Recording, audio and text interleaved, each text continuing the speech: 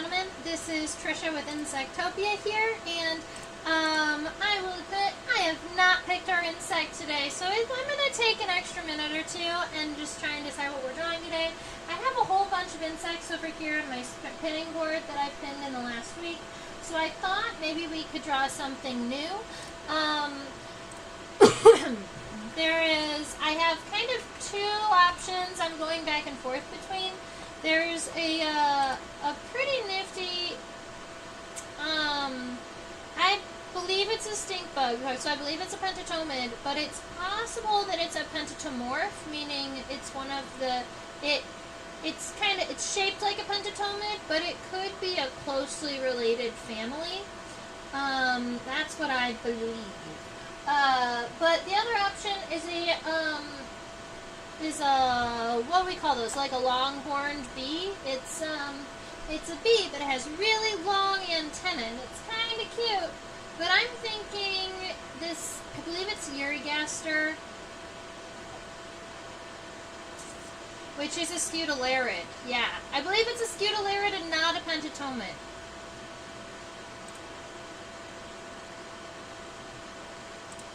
Alright, so let me go ahead and double check the characteristics on Scutelleridae, but I'm pretty sure that this is a Scutelleridae and not a pentatomid.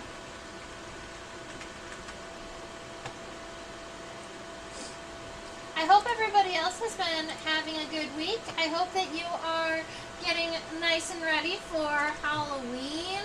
I spent my day today, well, I ran around and did some errands and things, but the fun part of my day was spent carving pumpkin. So I carved myself a little Luna moth pumpkin with the Luna moth kind of in front of a moon.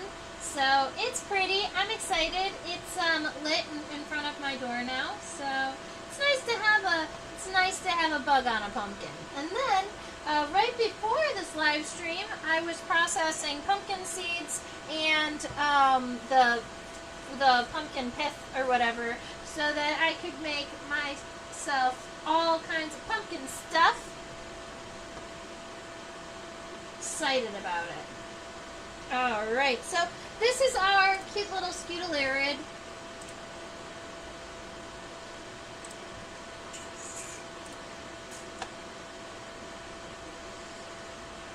They used to be considered a pentatomid. Scutelleridae completely covers the wings. The scutellum completely covers the wings and the abdomen. Yeah.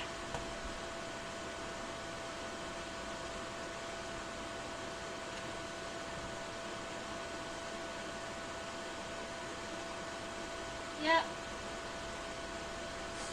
Okay, so we're going to draw this Scutelleridae today. He's so cute.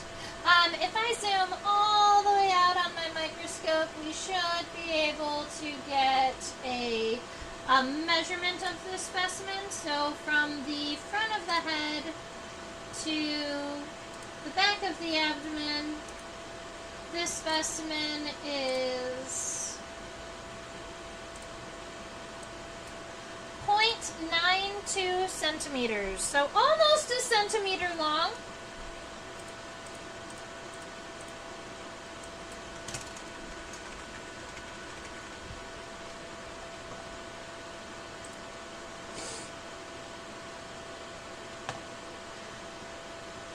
Oh, I lied. There, it's actually an E. There we are. It looks funny like that. I've always thought that it was an A. I guess it's not. Right, so this is a shield-backed bug. It is not considered a stink bug, but it does have a very similar shape to a stink bug. You'll see that it almost still has those kind of, that shield bug kind of shape, or that stink bug kind of shape. But on Scutelleridae, their scutellum, alright, that shield on the back, instead of it being triangular, is really big, wide, and U-shaped, and pretty much completely covers up the, It pretty much completely covers up the wings. I will be pointing out the little pieces of the wings that you can see in here, but most of them you can just barely see some of the wings. Now, I would take the guess that this is in the genus Eurygaster, but because this specimen is from Oregon, I am not 100% familiar with all of my Oregon Scutelleridae, so it's possible that it's a genus I haven't interacted with yet. Alright, so way up here on the top of my paper, I'm going to write shield-backed bug.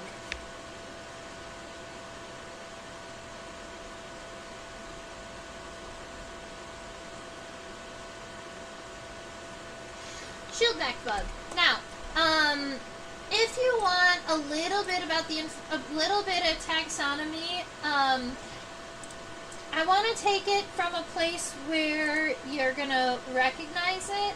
So there's a super family called Pentomoidea.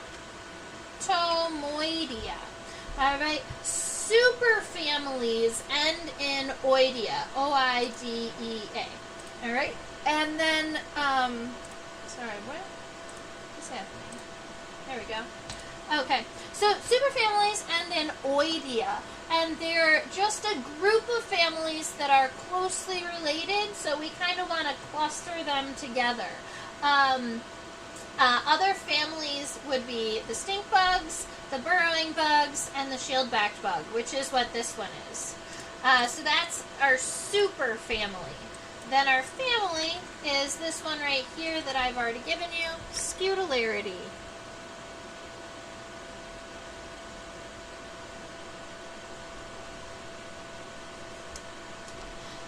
Very good. And then if I was to try and go further than Scutellerids,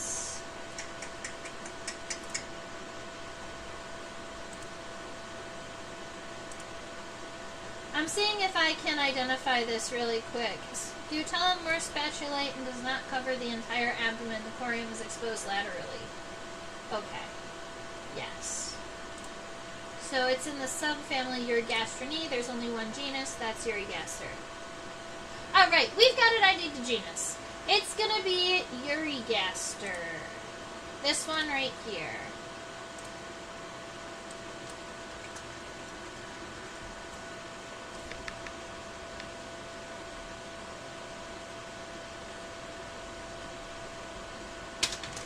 How fun would it be if I could get it ID'd to species while we're hanging out here?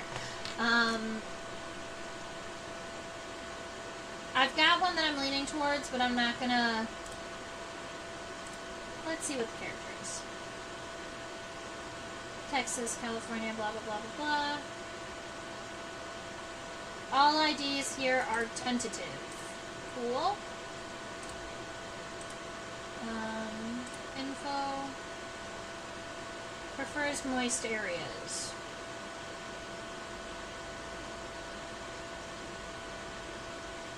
Nope, not going to be able to identify it down to species. But we've got it down to Eurygaster, and because we know that this is only one individual, we can say Eurygaster SP. SP with one P, it means that we know that it is one individual species. If you had like a group, if you had a group of Eurygaster where you knew they were all in the same genus, but you weren't sure because there was enough variation, if they were one species or multiple species, you would put two P's. You would put SPP. But because we know that this is just one individual, we get to put SP. Very good. Alright, so that gives us our identification. We've got our buggy started, and that is our cute little friend that we're drawing today. I think that it's bulbous. It should be a pretty cute one to draw, and we are going to have to flip it upside down so that we can see its legs once we get there. But just starting off here, this is going to be good. The head, I'm going to say, is very D-shaped, but it's kind of a wide D, right? So, right here, The width of the head is a little longer than I would expect. I'm gonna draw it a little straighter on my paper. Yep, okay. So we've got the bottom of the head here. And what I'm doing, maybe I can zoom in just a little bit, but I do like to make my first sketch with as far zoomed out as I can so that I can see all of the body parts on the insect. That actually is just going to help me make sure that I get all of the ratios correct and make sure that I get, like, the head is the right size in comparison to the pronotum, for instance. Alright, so we've got the bottom of the head here, and then the top of the head is D-shaped, so we're just going to create this little hill, a mountain, but we want it to be pretty wide, and so if you find that you need to make your head wider, that is totally okay.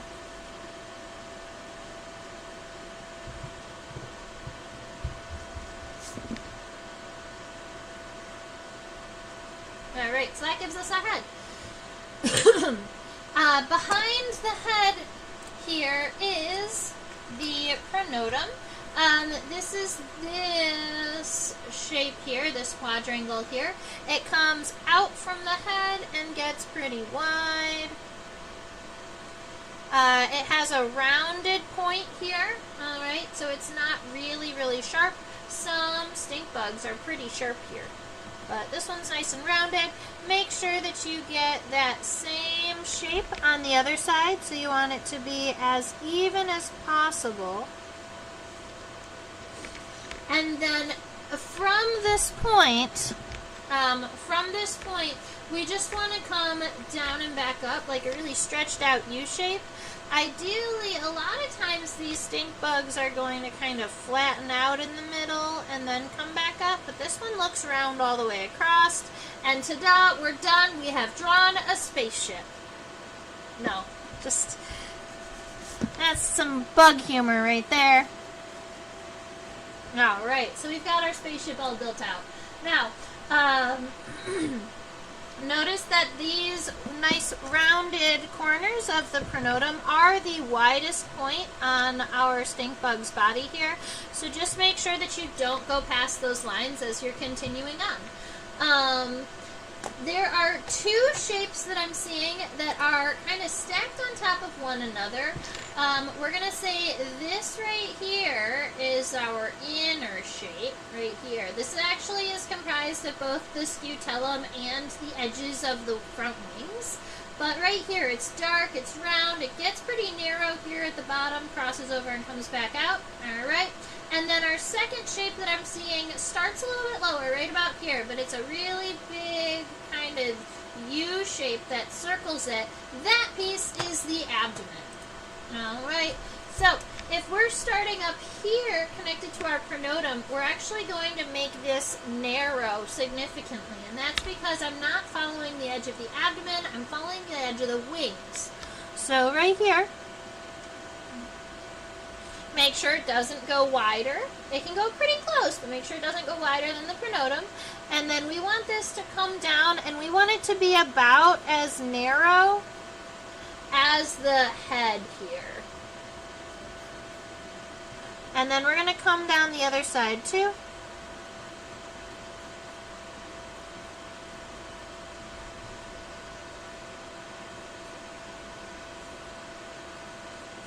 I always do my first sketch nice and light to make sure that when we zoom in, I have the ability to erase if I need to. I'm noticing that my specimen is just off center to the left here, so I want to see if I can center it. So if I put a, haha, that's a straight line. It's not a straight line. Well, I guess it was straight-ish. There we go. Oh, right. Then it's going to come in. It gets about as wide as the head. And then you. All right, so that is going to be the wings and the scutellum, and I'm thinking it needs to be just a little bit longer, so I'm going to make it a tiny bit longer. At this point in our sketch, what we're doing is we're trying to get all of the sizes correct in comparison to everybody else. So I just want to make sure that the head is the right size with the pronotum, and the pronotum is the right size with the scutellum. And now, because these are all nice and narrowing, we can come here to right about here, where it's a little bit lower, and that is where the abdomen is going to start showing on our specimen. And we just want to make a really big kind of wide U or semicircle underneath it, just kind of like this.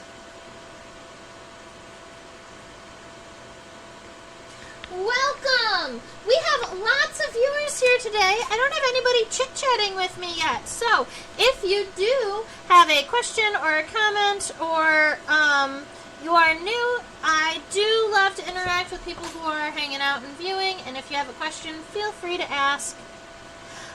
We are getting ready to zoom in. I'm just finishing up our last touches on what the back side of our specimen is going to look like. So we've got this abdomen piece here that comes all the way around. And then at the end of the live stream, we're going to also be flipping the specimen upside down so that we can see bits of its legs, and we'll be able to tell if it's male or female. And funny enough, I have not flipped the specimen over yet. It just came directly off of my spreading board. So, I'm not sure if it's a male or a female. We're going to discover that together.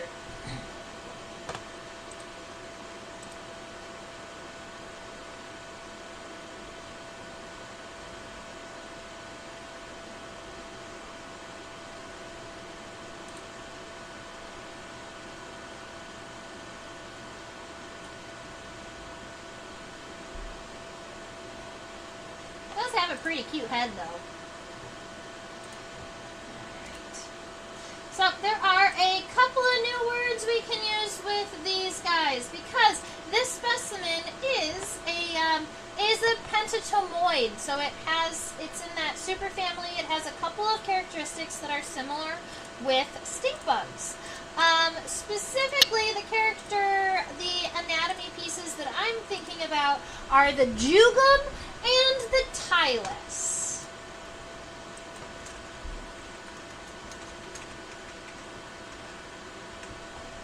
So when we're looking right here at the head, we've got, the head almost looks like it's divided into three pieces. You've got this flange on the left that comes up and then comes down. You've got the one on the right that comes up and comes down. And then you've got this kind of center piece here.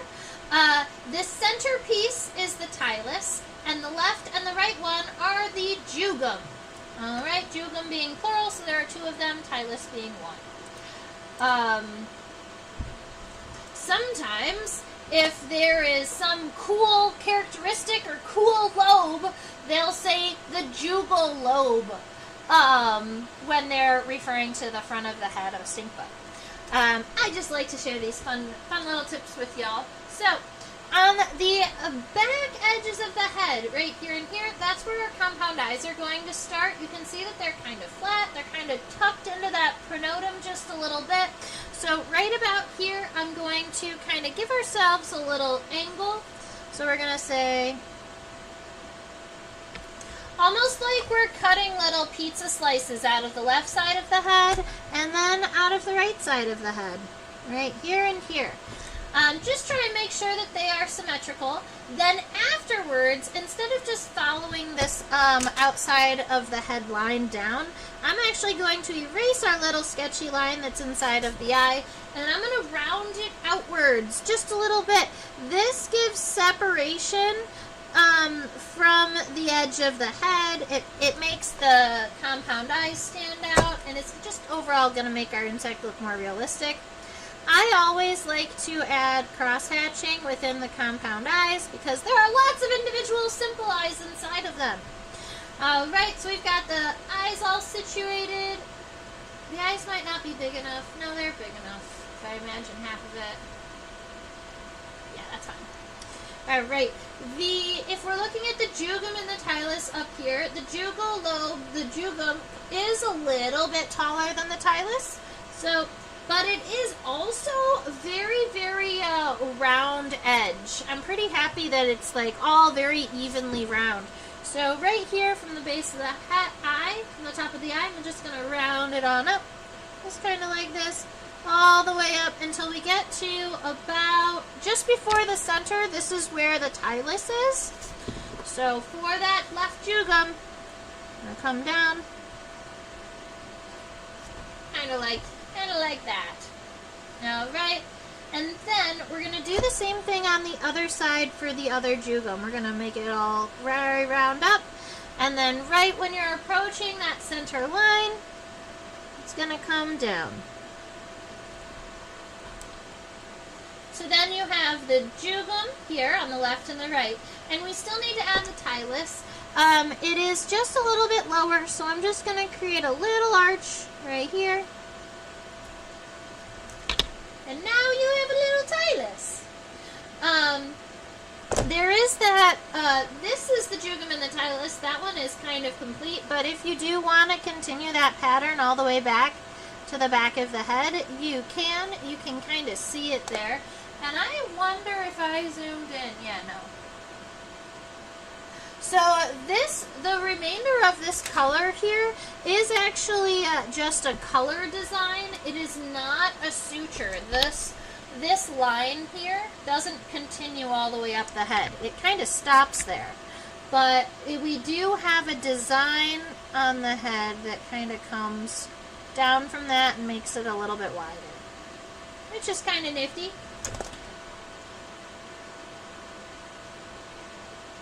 I'm not seeing any ommatidia, but we can go ahead and look at the antenna.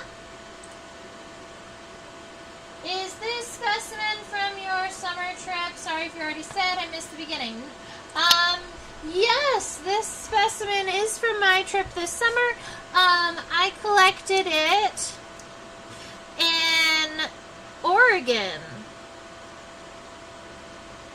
So I'm enjoying, I like the left side of my head. I think that the right side of my head is a little wonky. I think it's too long.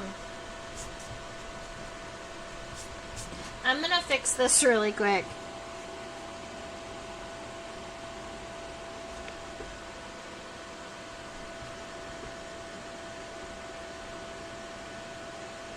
So this specimen was collected in Oregon on a peak called Mary's Peak, and I hiked it with a family member.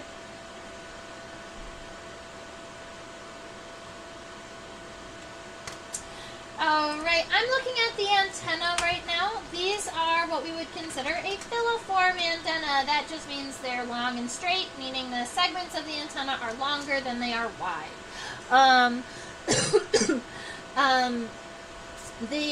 It does appear to have 5 antennal segments, but the first one is kind of short and almost hidden a little bit underneath. We can almost barely see the first segment right here. I promise it's there. But then you've got the 4 here that are very obvious. So on my specimen, I am going to draw the little itty bitty end of that one too. Just itty bitty teeny tiny. So that's 1. And then 2, 3, 4, 5. So when I'm drawing stink bug antenna or insects that are related to stink bugs, I will generally draw each one of those segments individually. It gives each segment its own like personality a little bit. And it kind of separates each segment a little bit better if you're drawing them individually rather than making the entire thing and then just subdividing it. Also, the segment should only bend at the segment, so it should almost look, well, it should look like a suit of armor. Alrighty, very good.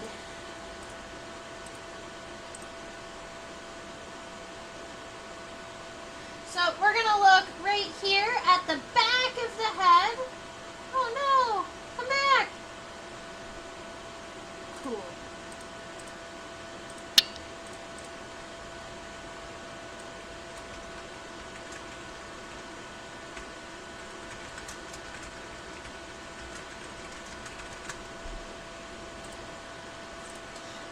right, so now we are looking right here at the back of the head.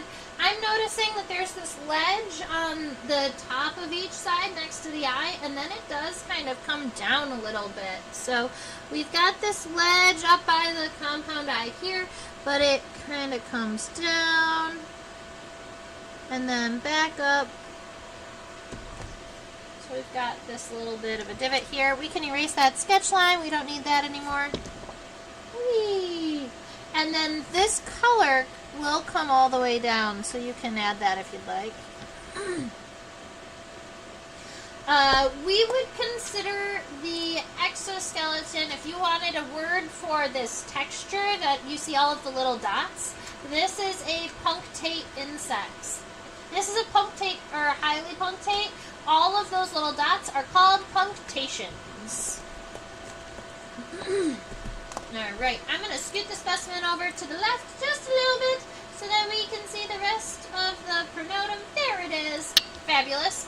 Alright, so we've got this ledge here, kind of comes down. The head does have the ability to tuck into the pronotum just a little bit. You can kind of see how the eyes are hidden underneath it.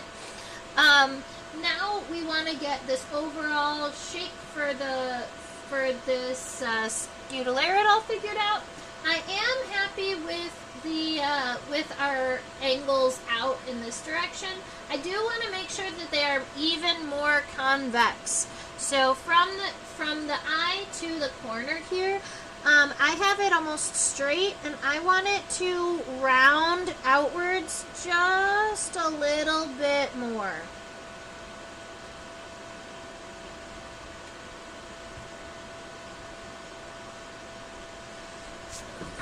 Alright, then we are rounding these edges nice and smooth. We don't want that to be a sharp curve there. And at this point, I thought that it looked like a nice smooth line, but now we can see it is not. So I'm going to erase this really quick. We know how low it should go, but from here, we're going to pull it down at an angle until we are even with the compound eye. So we're going to take this and we're going to go down until you're even with the compound eye, and you're going to do the same thing on the other side. Down. Although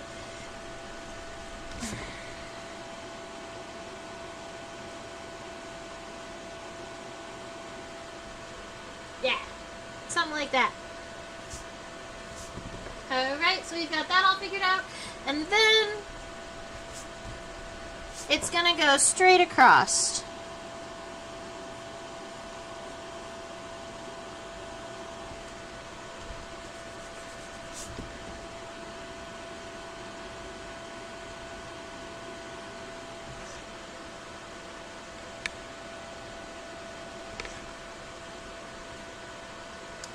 I think that is fairly even. I think this side almost needs to be a tiny bit longer.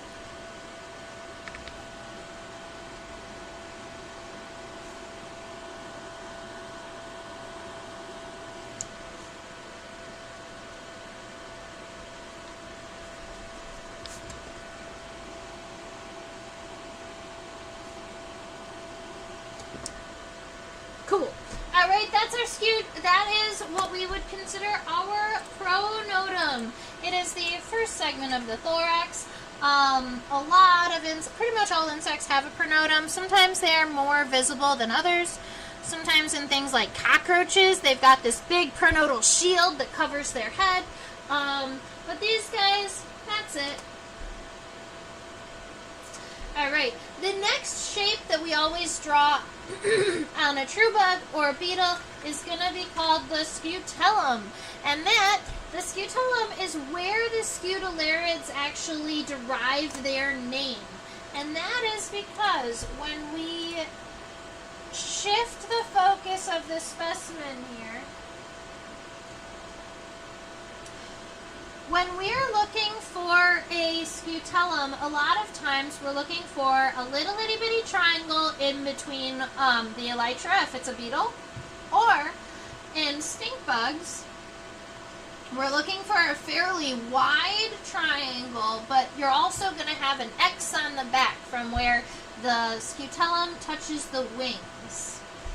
In this specimen, the scutellum covers 90% of the wings. Alright, the scutellum starts right about here, comes down at this angle, rounds all the way down, comes back up at this angle. There is a little sliver of the wing off here to the left, and from here to here, that is also wing, right there, that little sliver. But the rest of this really, really big piece is all the scutellum. And that is only connected up here at the top. Imagine that it's kind of like a flap there. And the abdomen is underneath the scutellum, and between the scutellum and the abdomen, you have 4 wings. Alright, there are 2 pair of wings underneath that scutellum. So it's jam-packed down there. Now, a lot of times in other stink bugs, the scutellum would start here at this flat spot, but because we've got this silly shieldback stink bug, our scutellum comes out real wide and comes all the way down to this point. So once you have the approximation of where exactly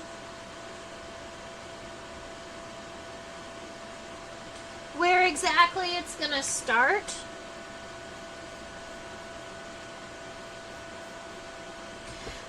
and you're going to cut just a little bit of the corner off there on the right and off there on the left. That's where the wings are. But the rest of that big piece is all scutellum. So after you're happy with your shape, you can go ahead and use a nice dark pencil line, or if you're using ink or pen, you can do that too.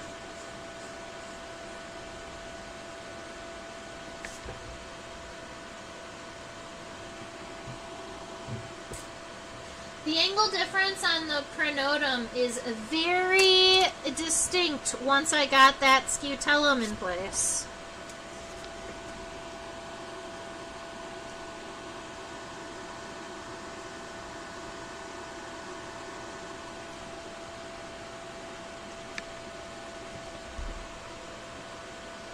Cool. Alright, scutellum for the Scutelleridae. I'm going to zoom into the edge of this wing here and see if we can see any more bonus fun details.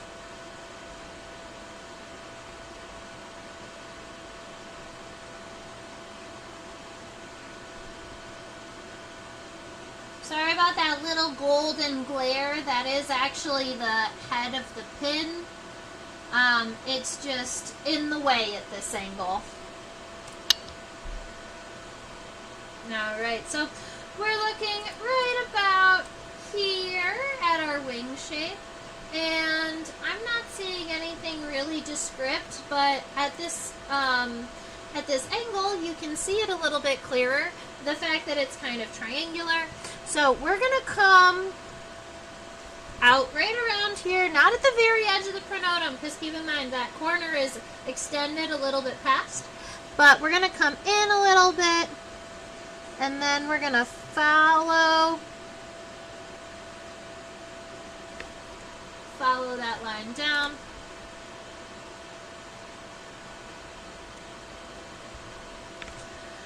Then we're going to do the same thing on the other side. So we're going to find it, come on down, try and make it as symmetrical as possible, meaning that wherever it touches on the left side, that should be the same point that it touches on the right side. And then any of those little soft, sketchy lines, you don't need those anymore.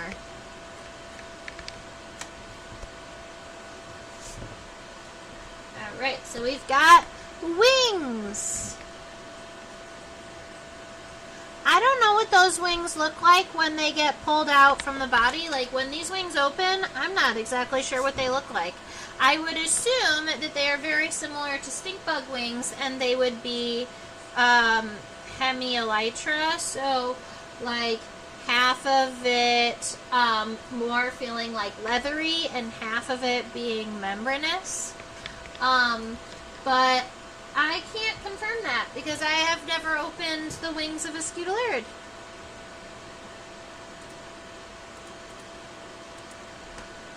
Alright, now we are going to look at our abdomen here.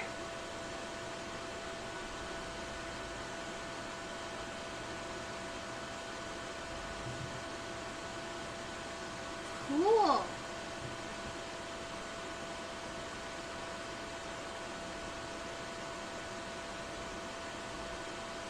Well, that's something fun that I didn't expect. The abdomen does not go past the edge of the scutellum. This is not a big wide U. I have to fix this. It comes out at the right spot here, but it comes out and then it ends before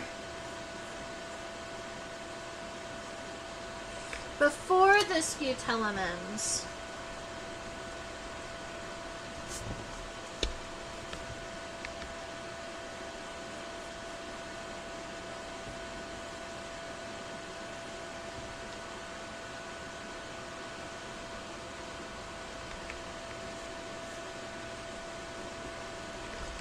Just making sure these sides are even first, and then we can count abdominal segments.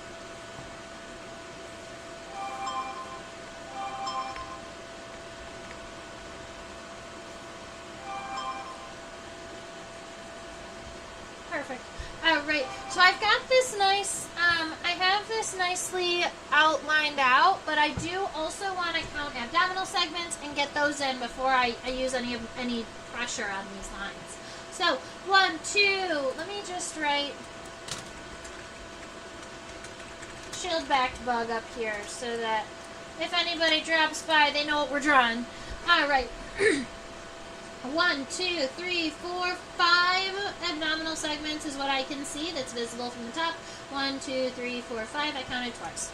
Alright, so we're subdividing this into 5. That is approximately 1, 2, 3, 4, 5. That's not right. Okay, try again. The first one, 1. Second one's about the same size, 2. Third one's a little bit bigger, 3. Next one is a little bit smaller, split it in half, 4, 5. Alright, so that gives me all of the steps. And then all I have to do is match them on the other side. Alright, so we have 5 abdominal segments on each side. There is a little bit of a striping pattern on the sides of the abdomen. That's going to be important to sketch in because one of the Eurygaster species does not have the striping on the abdomen, but the 2 others that I was considering do. So we've got two species that I was going back and forth between. Alright, here we are. I build and draw these out each individual. So finish the first segment and then go to the second segment. And the reason is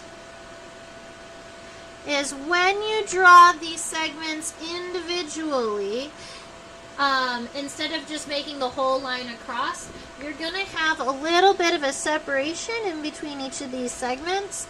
And that's kind of what we want. We don't want them to look smoothly even all the way down. We want them to look like each individual segment. So we create a little bit of an arch in between each one. Not a huge one, just enough to say, yep, I'm a different segment.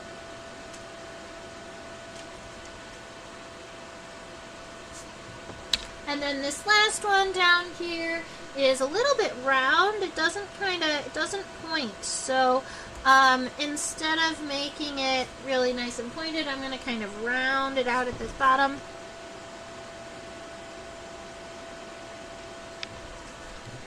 So that is the right side. And then the other thing I wanted to do was make sure that I shade a little bit of it in. So at the bottom of each one of the segments, there is a darker kind of stripe region. So if you shade kind of the bottom half of each segment, like that.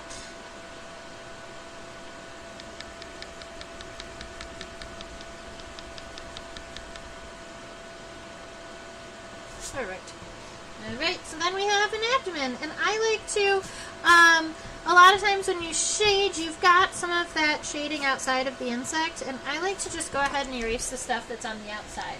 We've got that nice shading, and all we're doing is we're taking this and we're matching it over here on the left. So making sure that we do each segment individually. We've got this triangle here, and when I'm drawing these segments, let's say this is a segment, the next one, I almost line it up, but then I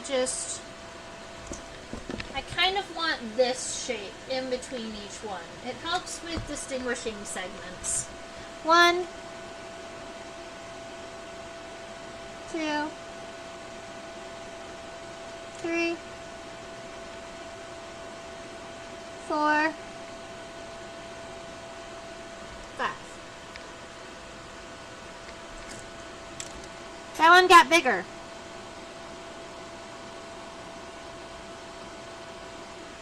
I think it was this one.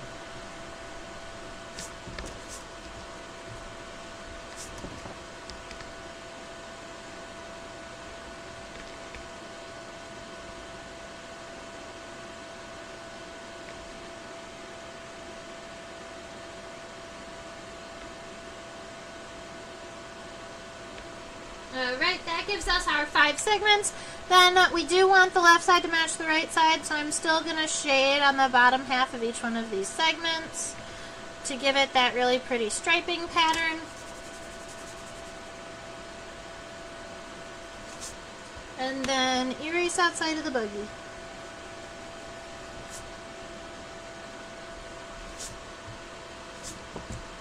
He's so cute so far. Alright, we've got the head, we have the pronotum, we have the abdominal regions, a lot of this space, a lot of these spaces. So we've got it mostly all figured out. With the exception of, I do have to flip it over and we're going to look at the legs. We could look at this front leg first though. This front leg is actually sticking out here pretty good. Let's draw this one first.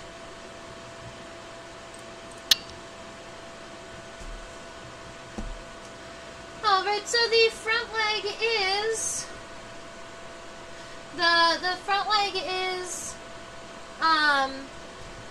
coming out connected to the pronotum here, so it's going to come out from right around here.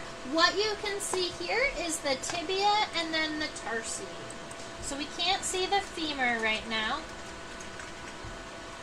The tibia is this longer segment here. You might recognize that word because it is the same name as the bone between your knee and your ankle. That big one, that's your tibia.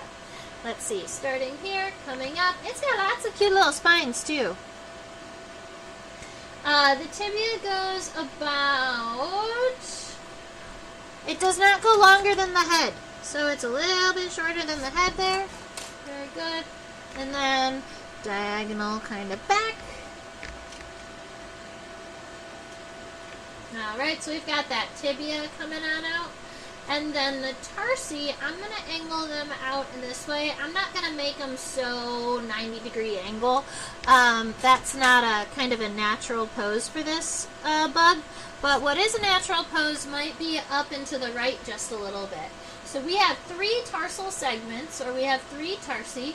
And the first one is very much kind of a triangular segment, kind of narrow at the base and wider at the end. The second segment, is significantly smaller but still kind of triangular. So it's smaller, it's just still that same type of shape.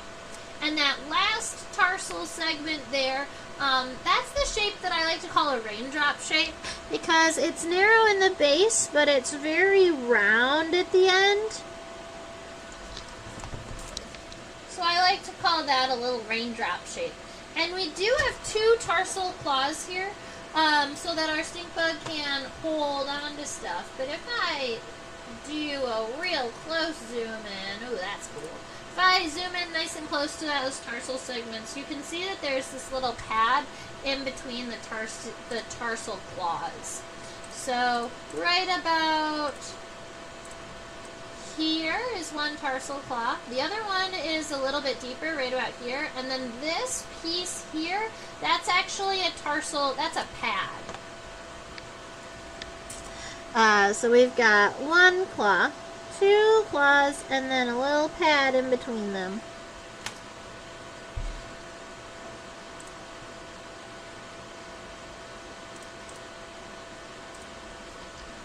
Alright, that gives us our front leg. Now we can flip our specimen over and look at the middle leg and the hind leg.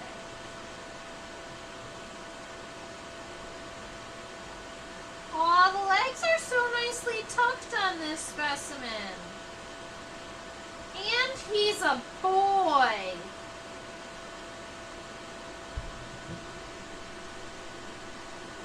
So I can tell that this pentatomoid male, not mole. It's not a mole, ladies and gentlemen. This is all one plate here. The final abdominal segment here, that is all... whoa. Okay, never mind. So this bottom piece here, that's the bottom of the scutellum. The final abdominal segment is right here. And this little segment here is all one segment, which makes him a boy. If it was a girl, you would see two little triangles here and a couple more pieces. The end of a female abdomen on stink bugs is fairly complex with multiple plates, and the end of a male's abdomen is just going to have the one big plate. And that's going to be the same with brown marmorated stink bugs. So if you are in the United States and tend to have a problem with stink bugs entering your home, you can, if you were curious, you could always just flip it over and tell if it was a male or a female. Just for funsies. I do.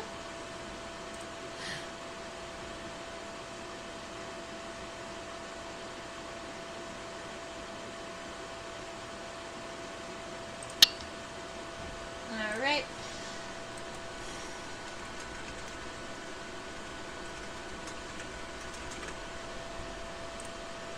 We do know that we can see that this is a true bug. True bugs have right about here, they have a piercing and sucking mouth part, so that the end of its straw-like mouth part is right here. And it's going to pierce that mouth part into a plant and drink plant juices. That's its primary food source. Now, notice that the femur, or the first large segment of the leg, so from here to here, the femur, even if it was to come straight out, this femur is not going to be seen from the top.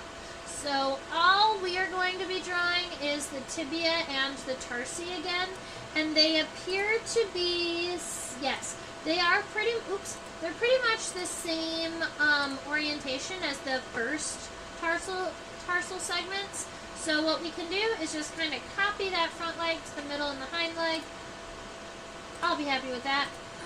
So right about, let's see, femurs, the leg starts here. We've got a femur coming out. We've got the tibia coming up. The leg's going to start here. We're going to have the femur coming up a little bit, and the tibia is going to come down right about here. So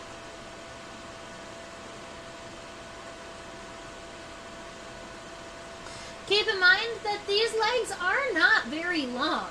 I want this at a stronger angle.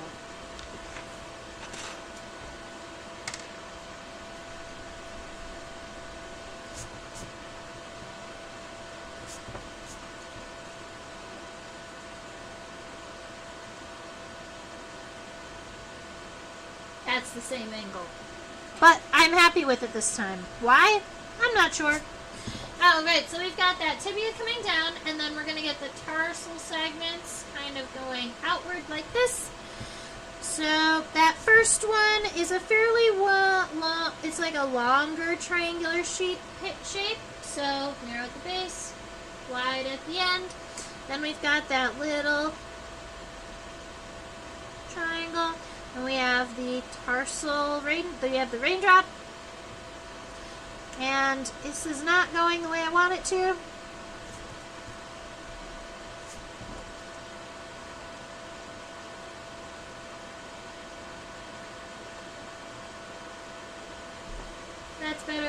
I just wanted it to be a little bit off of the angle of the tibia. I don't like when they're straight. Insects never walk like that.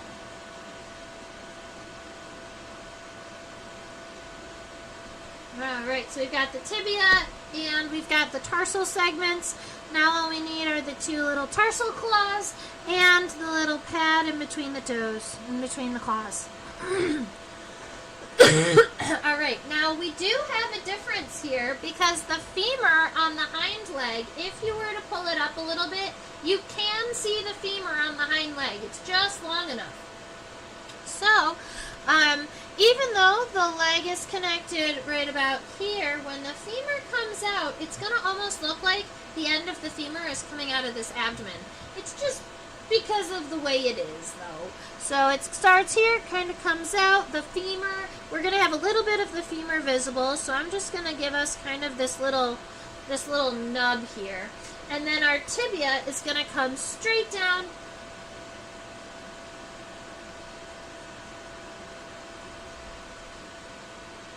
I'm trying to imagine this tibia next to the abdomen. So I see 1, 2, it goes 3. 1, 2, 3, yeah, about right there. So it goes to about the end of that third abdominal segment. And then we're going to have tarsal segments. I'm going to erase this guy. I keep using the bad side of my eraser on accident, and then it makes things pink rather than erased. Okay. So we've got three more tarsal segments. So that first one, narrow to wide. That second one, pretty tiny, little triangle. And the third one, raindrop. Narrow at the base, round at the end, with 2 claws and a little itty bitty pad in between the claws. He's so cute!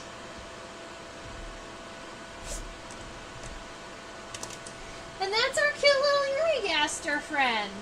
Our little shield-backed bug from Mary's Peak in Oregon.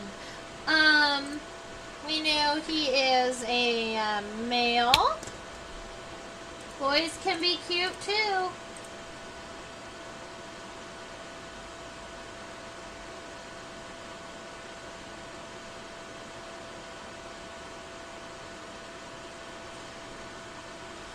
So sometimes, once we get to the end of a drawing, people say, I would like to see X. Like, I would like to see a closer image of the head, or I'd like to see the base of the mouth parts, or anything like that. If there is a region of this insect that we didn't get to see in close enough view, or you want me to zoom in even further, because I can, let me know. This is the base of the mouth part. So if we look right about here, this straw is going to continue all the way down in between the first 2 legs. Oops, way wrong direction. In between the first 2 legs, in between the second 2 pair of legs.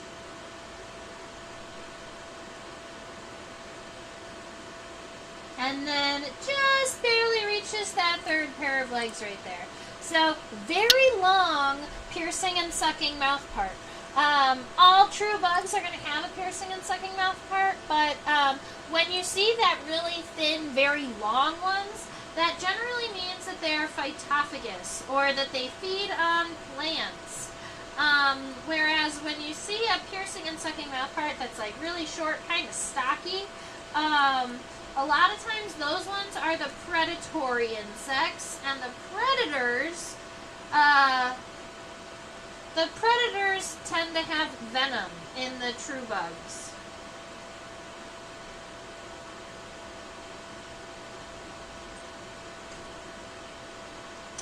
So now I'm trying to see an additional little nifty little anatomical thing, but I didn't want to bring it up until I found it.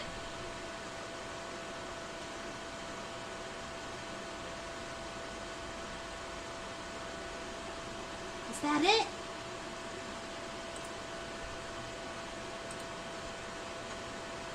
Need more light. There it is.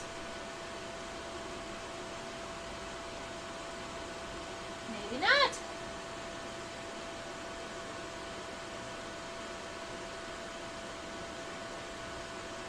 So a lot of times in stink bugs, you can find their stink gland, and it occurs on the lateral, so on the side of their body, generally in between, I believe it was the second and third pairs of legs.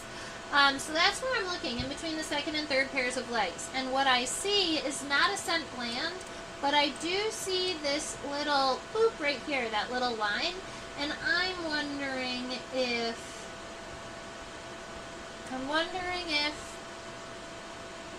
that could be where their stink comes from.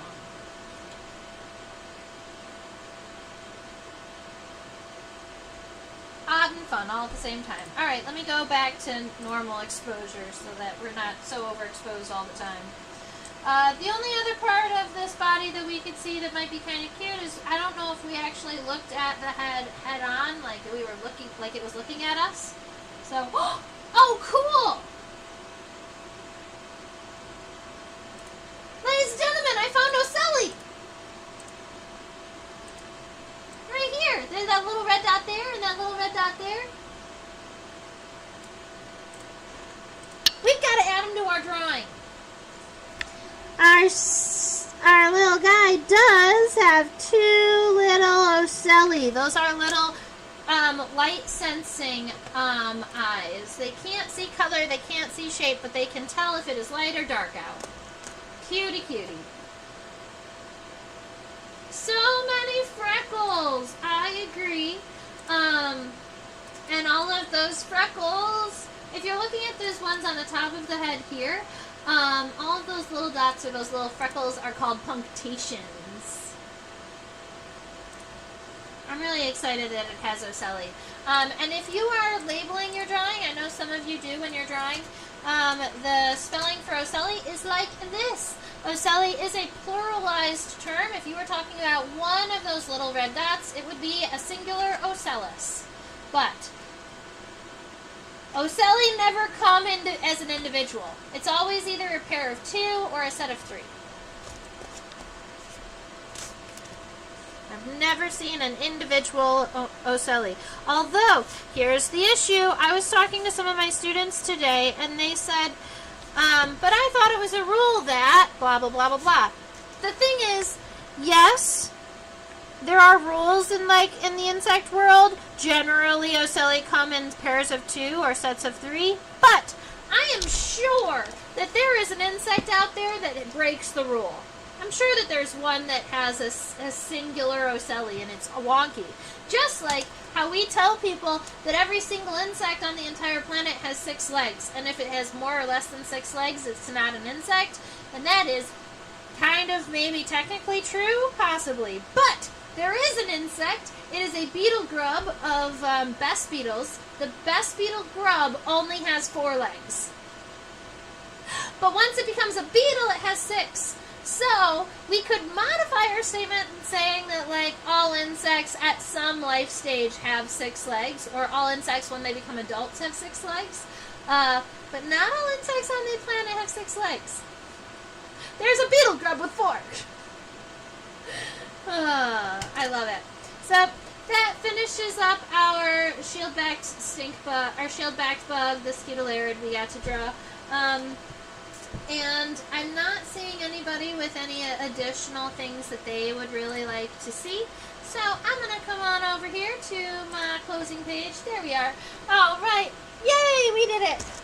If you want to see a larger image of my Scutelleridae, there it is. Oh my goodness, I like this side of the abdomen way more than I like this side. Look how funky it looks over here. What happened? Follow this side. All right. So that's our cute little shield-back bug. I teach on a platform called OutSchool. It's for students ages 5 to 8, 9 to 12, 13, and up, high schoolers. I also am teaching for Science Olympiad. So if you know a high schooler who is in the Science Olympiad competitions, I can teach teams or I can teach individuals. Over there is your reminder to subscribe to the YouTube channel. Many of you out there hung out for like the whole live stream, but but didn't chat with me. And if you're out there and you didn't chat, it might be because you didn't subscribe. If you subscribe, you can chit-chat with me and ask me all the fabulous questions and, I don't know, be my best friend. It's a good time. All right, down here is your opportunity to donate if you would like, if you've enjoyed this class, if you want to help support me. But honestly, other things that help support me are liking this video. If you put the little thumbs up, more people are going to see it, or just helping me by commenting on the video helps too. The more interaction there is on the videos, the more likely other people are going to see them, and we can spread the joy of shieldback bugs. Sure. All right. Right here is my email address, trisha@theinsectopia.com. Feel free to shoot me an email in that direction. And this weekend, I will be in Milwaukee holding a tarantula and various other invertebrates at the World Oddities Expo. So, if you are in the Milwaukee region or you would like to come and see me, that's where I will be on Saturday with the World Oddities Expo. I hope you all have a fabulous rest of your week, and